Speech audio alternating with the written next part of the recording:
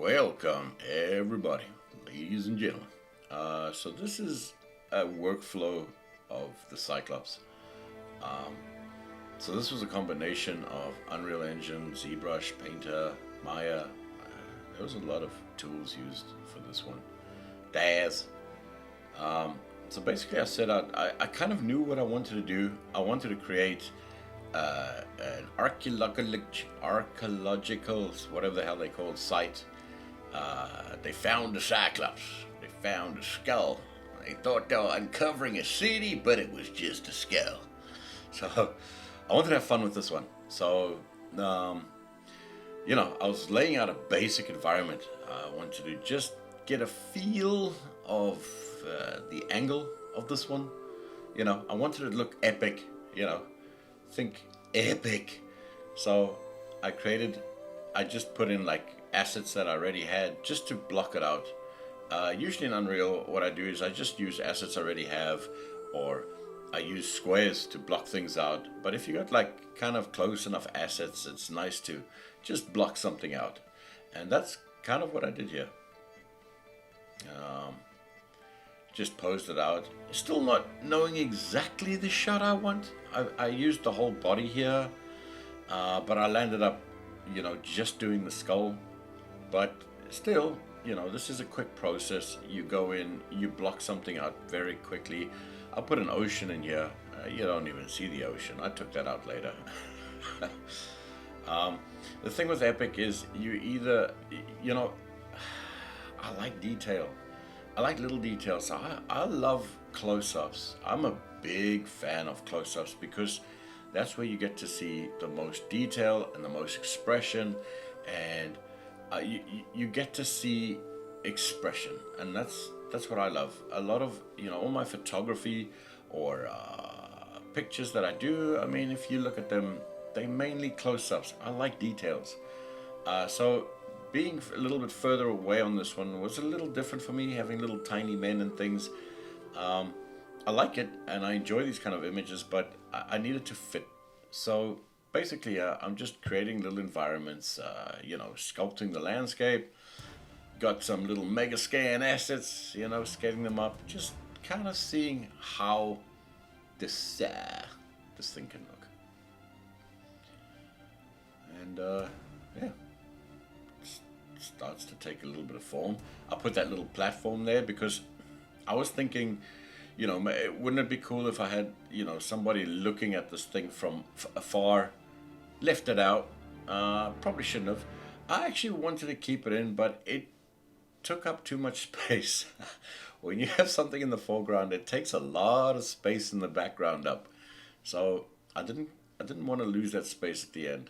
So I decided to leave it out. It probably would have been pretty cool, but I put too much damn work in the image. Okay, here I'm just sculpting. I sculpt like layers, very basic layers, just to get a feel of scale. Like mountains kind of, what are they called, eroded away, and having different levels to the mountains, and this kind of adds scale. I posed the arms and hands in a very basic way. I got rid of that. Didn't like that. And that's the beauty about Unreal. Man, it's so quick to change and things. This is Daz. I made the basic skull. Once I had the basic skull from a Daz store, I took that skull, I took it into ZBrush, did something very chilled, and I just wanted to put it in. So I put the basic skull in now, so I could kind of see what it would look like. Or you see, I wanted a close up, and I want to see the eye to make sure that people understand it's a Cyclops, or it could be any skull or any monster skull. So I needed the eye in the shot, and the rest of the skull. So this was just to see how I could pose it so I could get a nice shot of it. And I think it kind of worked. Once I got that, took the skull back in the big Z, and used snake hook brush. This thing is awesome. All the little subtools were broken apart, so I just joined them in the right places. I joined the lower jaw, and I joined the upper jaw, the skull and the jaw. And I made this into two subtools because that's all I wanted. It was easier for me to model everything at once, pose things. And there I just took the hook brush and just started fleshing this thing out, doing what I wanted to do with it, making this kind of old broken skull, jaw to the side open, teeth missing, and just try to make it look pretty cool, make the eye a bit bigger, very asymmetrical, asymmetrical, because I wanted this thing to look really old and broken, so, but still recognizable, obviously. So the other thing is I didn't have a ton of time to do this. Back in Maya 2023, I put all the relevant materials and I did all the UV unwrapping because I wanted more space to do the UVs. And that's what I did. I joined all the teeth together, one UV map, jaw, underjaw, eyes, and I just made new UVs for the things that I wanted. Break it down so I could get higher resolution textures on it. So once I did that, did in Maya, little pieces everywhere. When you import a model, sometimes it's a lot of it is broken and messed up. So you just got to make sure everything's working and fixed. And that's what I did. I just cleaned it up in the old Maya, made sure that everything was looking good, so I could export this into Painter, and I could start damn Painter. I don't know what I was doing there. Right, so in Painter, baked out all the maps, and now I could start doing something. The thing is, I couldn't spend a ton of time on this image. I needed something quite fast. I didn't want to spend 10 years texturing this, so I took like mountain textures and materials, and I took a couple of materials and blended them together to create like an old kind of a looking rock skull kind of a thing. The big thing for me was that it kind of still kept that epicness large, so big bumps, and you could go in and put finer details into it, dirty it up a bit with a couple of masks. But something pretty damn simple, something like that, and it was cool. This worked really well. To be honest, I was gonna do this as like a first pass and then go back and clean it up, but actually I didn't have to. It all worked. Posed the skull good. Looked around, so okay, they're looking good. Put the textures on it.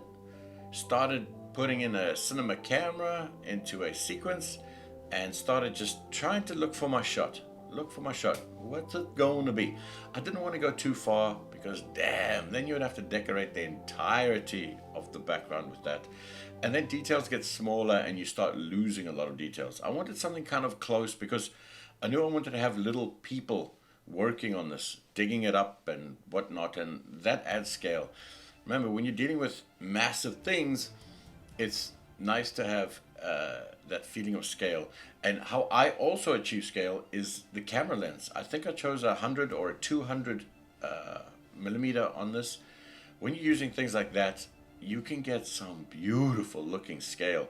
So instead of doing your lens less, raise your millimeters, go up to 100, 200, and then things start looking a lot larger because you're that much closer, and fog and depth of field, and things start working a hell of a lot more epic, bigger, better, more explosions.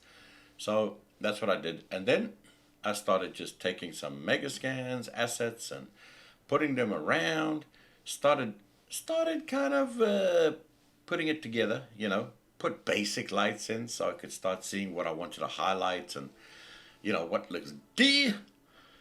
And that's it. At the moment, it still just looks like a little skull in the sand. So we needed to make that look a lot better. This was cool. So I had like scaffolding, and I wanted to start building the site around this thing. So once again, just keep putting little things in, just seeing how it looks. Now these Megascan rocks are just incredible, scaling them up, scaling them down, and just getting them to look cool. That's it. I had some cool scaffolding, so I built this entire thing from the pieces. Now, when you're dealing with something this far, You don't have to be 100% accurate. It doesn't matter if something's going a little bit through. If you know you're dealing with a single shot, that's all you want from this image, a single shot. You don't have to worry, and the camera's quite far, and you're not going to see close-up details. You're good to go. You don't have to worry too much on the things right up close.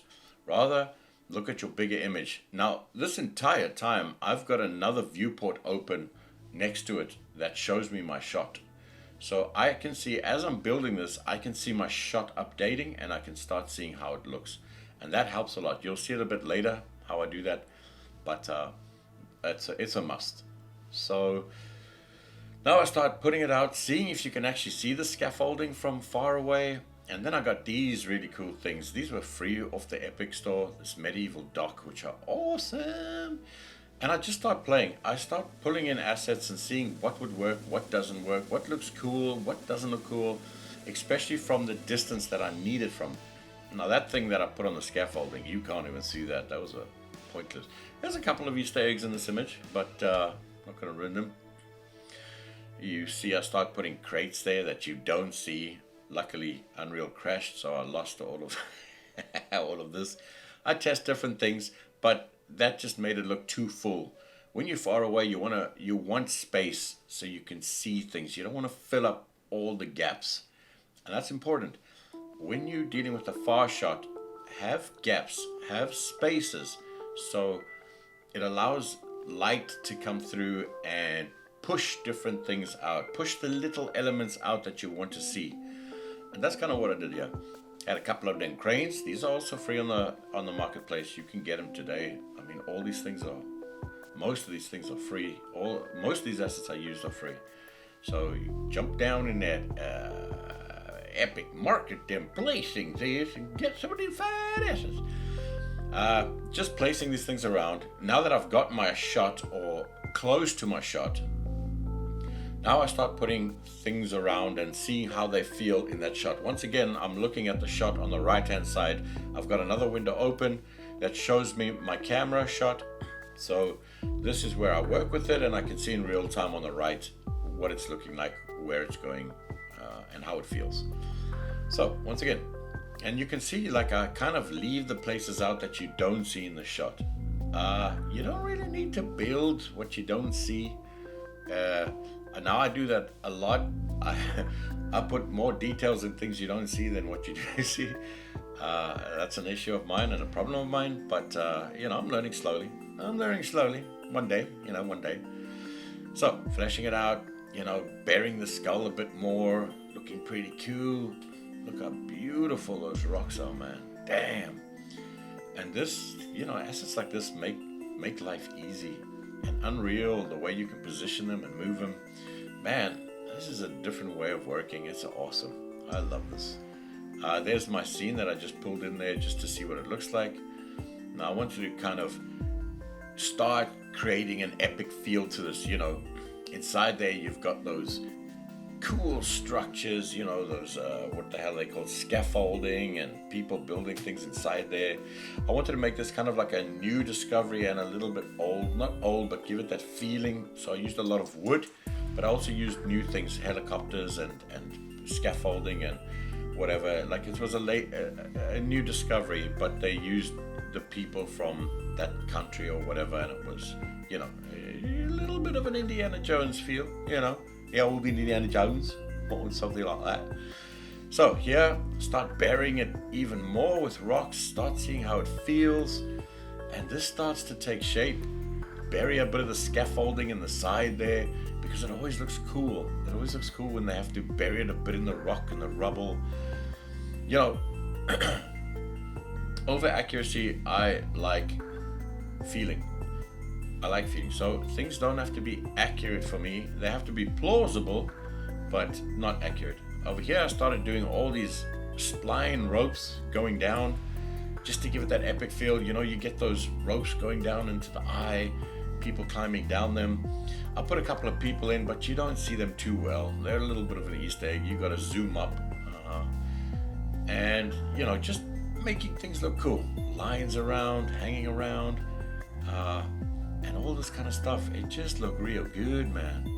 That's it. Just keep using these easy spline tools, make some cool ropes. Once again, doesn't really matter about the textures because they land up being these tiny little black silhouettes. The thing that you do want to do though is pop them out. Make sure that you can see all these tiny little strands of ropes. So it looks busy. It looks like it's been worked on. Now you start seeing how cool that skull looks.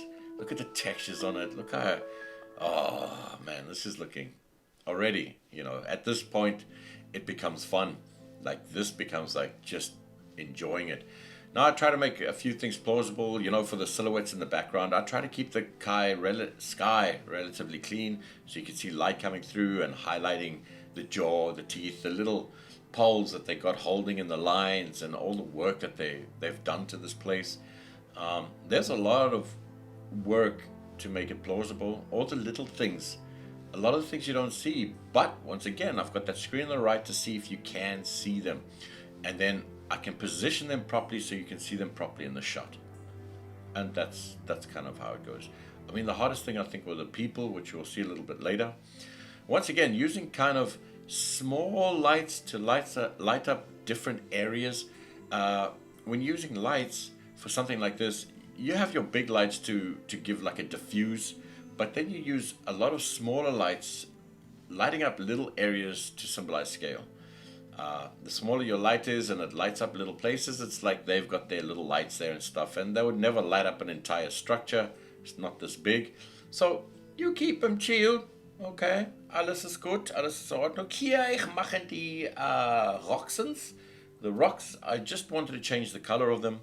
So I changed the color, start compositing a little bit here and there. Here I'm using a dynamic string, which is awesome. You can close the gaps, you can pin them up, you can run simulations on them, and then you can freeze them in their place.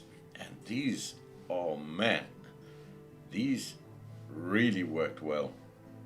I love using this tool. What a lovely tool. And the cool part is you can get exactly what you're looking for. You have a lot of control over these dynamic ropes, and you can lead them and pin them. You can run the simulations, then you can freeze the simulations. You can close the loops just to give it that extra edge. And this is where I started making like all these cool, maybe they don't make sense, but ropes and chains and things like that, tying this thing, and it just looks cool. Okay, there's no point to them, but in the silhouette, damn, that look good. I tried a couple of things, bringing assets. That's the thing, you'll try a million different assets, different things to do. I had a basic idea which changed a lot during this. So my basic idea, I still didn't know exactly what I was going to do, but I thought, okay, I'll build it on the fly because I really enjoy that. Now I added details like this, like these hooks holding in these big cables and things. You don't see them, so wasted, but actually it's just nice to have. Actually, if you zoom on the image, you can still see these. Right, so now I've got my image looking. This I'm starting to get a little excited for.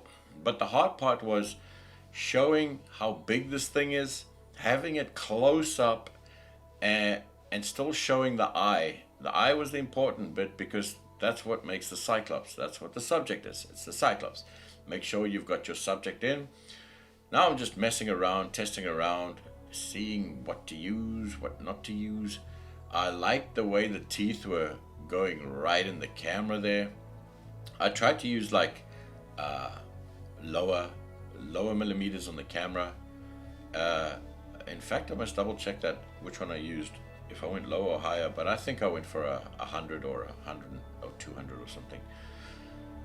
Just checking with depth of field. You can see there the millimeters changing, seeing what looks good, what looks bad. But yes, I decided to go with a higher. I think it shows it there somewhere, whatever.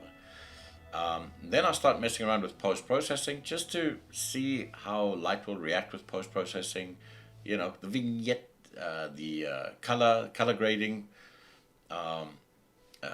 darkening it up a bit, seeing kind of what I like. I'm the kind of guy that I like dark imagery with good highlights. I quite like that. For me, I like to push details out using light and dark.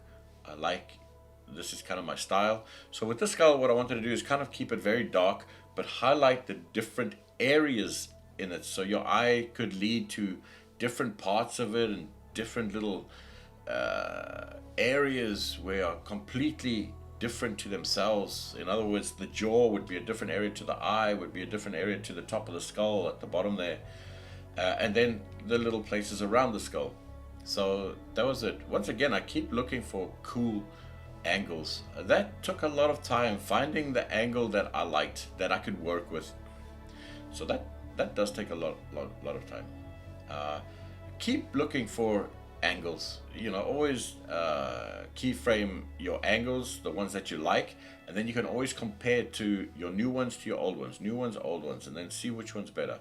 Now over here I started fleshing things out. All right, this is the inside of the skull. So this is a total new area now, which that's what I loved about this image, or making this image, is that there were so many different areas to it, which was cool.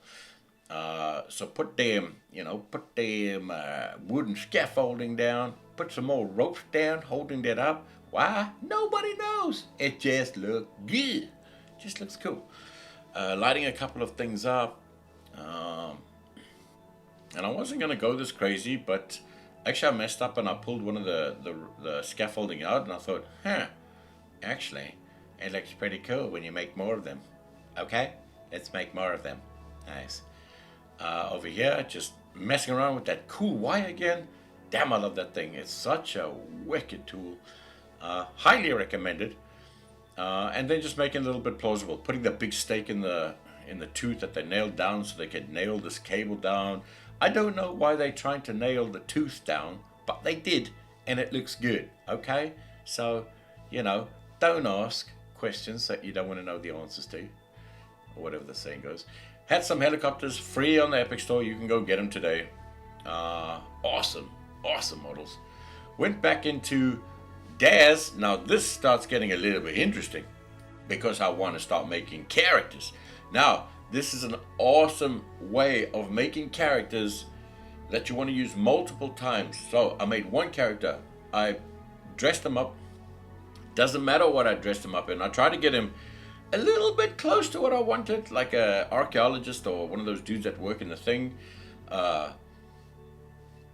And I knew I needed a hell of a lot of humans. I needed a lot of humans in different poses. And this is where Daz kicks in beautifully. So create the character. Let's see, come on, create the character. A little faster there, boy. A little faster there, boy. Just go a little bit quicker so I can get on with this video. And, I tried a couple of things. I don't know why I tried so hard. It was silly because you see less than a centimeter of these characters. Anyway, I found this hazard suit. I was like, damn, they're cool. They're cool. And I wanted a hat. I wanted to try and get the silhouettes of the hats. So, I just did a basic human, and that's it. I unparented it because the hat was, something was wrong with it. I wanted it bigger, but you can't make it bigger because it's parented or bound to that. Now here, every 5 frames, I just add another pose to him. I just, for 100 or 200 or whatever frames, every 5 frames, I just add and key a new pose. I key the character in a new pose. Poses that I think that I could use on the site. And this is just cool, man. Instead of making a million characters and a pose for every single character, this is where Daz absolutely kicks ass. Put some of them, I would do myself because there's certain things that I wanted, like climbing like that and whatever. Once I'm done with that, go into Maya, I separate the hat. I put a new joint in the hat, a little root joint and a hat joint, and I make sure that it's centered, because when you export that one, the bridge through to Unreal, the hat goes all wonky, so it doesn't work. So I had to take the character, separate the hat, put it in, I make a blueprint. Now look at that, the character's looking pretty damn good. So now I make a blueprint of the character, I bring the hats in as a separate mesh, and I create a socket from the skull, the head of the character. I make a socket and I attach the hat to the socket, and that's why I put a joint in the hat, because then I could attach it to the socket of the head of the character. And once that was done, easy, position it, and bam, my animations is working. Now, I just put the textures onto my new character because I exported it as an FBX because the bridge to DAS wasn't working. So I exported as an FBX and imported into it like that. But what I did use the bridge for was having all the materials set up. So that actually played pretty damn well. And the latest update isn't too bad, but still, it's unusable for work. You can use the materials from it. So that was cool. So then I could compare the two. I could just take the materials from the one, put them into the one that I imported as an FBX, made sure it was all good, so I could see damn humans. Okay, damn humans. And damn, there we go. My humans looking good. I also made a duplicate of the blueprint and just took the hat off. So it gives me a bit of variety. Some dudes have hats, some don't have hats. And that's all I did. I set up my blueprints, and now all I had to do is I had to pull the initial position. I added that animation that we exported from DAS with all the poses, and now I could just run through it, pick a pose, and start doing it. Duplicate, run through, because it's a blueprint, pick a pose, and go through it. Isn't that cool? Look how quick this is. There's the one that I did on the other side. Move it around. Put a light there so I can kind of highlight them out. Didn't work too well though. So once again, just pull in the blueprint. The animation's attached to it. I've got full control, some with hats, some without hats. And just pick my initial pose that I want, run through the timeline of all those poses that I did. Pick a pose, set it, done, duplicate, next. And that is so cool. This is such a time saver. It's ridiculous. We're not going to see the characters up close. And even if you did, they look good. It doesn't matter. So this is just a nice way of setting. If you need a lot of characters in a scene, this is a fantastic kawa. Brah. See that? That's French. Okay? And from there, just carry on going, man. Carry on going. This was actually a lot of fun. I enjoyed doing this because it was such a nice setup. So I could pose, rotate, put different characters where I wanted to. I've always got that screen on the right-hand side, so I can see their silhouettes. So every character I do try and pose, I try and put in a way that I can see a little bit of a silhouette of them. Because if you don't, they're kind of pointless, to be honest. I'll put a few characters a little bit hidden. That was just to fill a scene up nicely. But mainly, what I do is I make the nice silhouettes mate. And that works really well. So, there we go. More ropes. This guy's pulling this guy. He's holding it. And this just looked good. This just looked good. Once again, that dynamic damn rope tool. God, I love that thing. I put a couple of bridges between the nose. You don't even see them. I think I landed taking them out. There we go. This little dude right on the top of the skull. Man, he's cool. Put him there, and then just continued. Ladders, you need to fill the scene up so it looks old and worked on. I put ladders. I try to make it as plausible as possible. So ladders did lead to different things. I didn't go too crazy into harnesses on the characters and all this kind of crap. I'm not going to see it.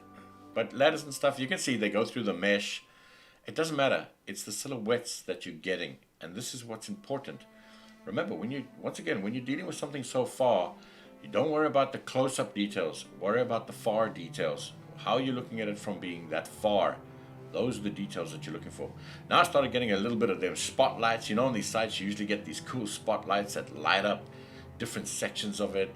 Little lights lighting up the back there. You can see the skull is still dark in the foreground, but inside the skull start lighting up these sections, which, oh man, this just looks so interesting. Fleshing out the scaffolding, alright, making it look cool. Once again, not too worried about exact positioning or if it belongs. It's going through rocks and stuff. Doesn't matter. It's the silhouettes I'm looking for, which look cool. Okay, and you're never going to tell it from that far.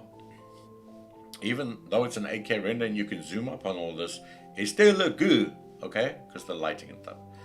So started grouping larger sections so I didn't have to rebuild everything. Putting them down where it looked good. Once again, the silhouette, baby. It's all about them silhouette. sunlight going through there from the other side, highlighting them poles. That look good. Put some of them helicopters on there because they're free. Started trying to make this look a lot bigger, like give it that epic feel. A ton of massive structures. Then I could ungroup it and just delete the parts that I didn't want, like that. Delete those kind of things that are hanging off of it. Add like these nice big poles just to give it that little bit of detail. You know, nothing's perfect. Everything's a little wonky, little whatever. But now you start seeing a scene, right? Now you start seeing, okay. Now you start doing, okay. This might work. Okay. Okay. That's awesome. Start messing with the sky. Now I animated the helicopters to get the motion blur. That didn't work, so I didn't animate them fast enough, so I didn't get good motion blur on this, but I did the motion blur in post, and that's fine. Now, once again, I thought, okay, you see I did that okay again, because I wanted to put more on the skull. It was too empty for me, and I thought this is a nice filler. Put some of these things looking good. They don't have to look perfect. But just embed them in the side of the skull so they look like they're building up there, lighting up the little areas there, because I thought I'd put some humans there. And over here, put a lift. Why not? Put a lift. Had a lift. Had something that looked like a lift. Use a lift. Put in the lift. Make it a little bit plausible. Start putting in the wires of the lift. Look, this was a lot of work, man. This entire scene was a crazy amount of work. And you have to always learn when to stop. That's the hardest part about a scene. Know when to stop. And that's always a difficult part. So I gave myself a deadline. And if I didn't hit that deadline, that was it. I wouldn't have done the image, or I wouldn't have finished it. I just wanted to get it. I didn't want to just get it done. I was having too much fun on the image. So sometimes you have to set that deadline, because you can work on something for ages. 10 years later, I put another man in it. Look good. Put some ladders, make it look plausible. A little bit of a plausible. And just linked up everything, just so it looked like it was worked on. It doesn't have to be accurate. Plausible is what we're going for. You can see these planks are going through the skull. Don't care. It was like, don't care, mate. Do whatever. All right. Messed around with the bridge a bit. It just wasn't working for me. Now I had a lot more recorded of this video, like in between stage, but OBS crashed, lost it all. Okay, but it doesn't matter. I think we understand where we are. Yeah, put some more ladders, tested things, deleted things. If things aren't seen in a shot, why should it be there? So it's fine. I ended up deleting a lot. That silhouette of the ladder I thought would be cool. Put some more people. As you go back to the people. You get bored on one thing, then you start going back, putting in the people, and try to put them in the open places where you could see their silhouettes. This little dude's, that was a perfect pose for climbing.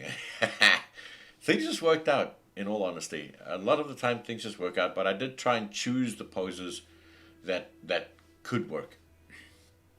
And that's it. Just try to fill it up a bit. Not billions of people. I couldn't sit there for 3-4 years.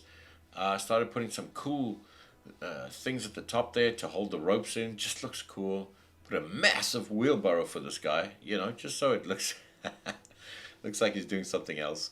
Some dude's climbing ladders. That one looked like he's climbing. So, all right, you climbing, mate? You on your knees, mate? You're looking at something? What are you looking at, mate? Did you drop a contact lens? Okay. But they just worked, man. They just worked, and they look cool. Once again, because they're so far, they all look the same. Hell, all these characters look the same. But doesn't matter, because you don't see close-ups. Some I used with hats, some I didn't. Well, look at this dude. He's just hanging off the side there. That's crazy, boy. You got to put them harness on. Safety comes first.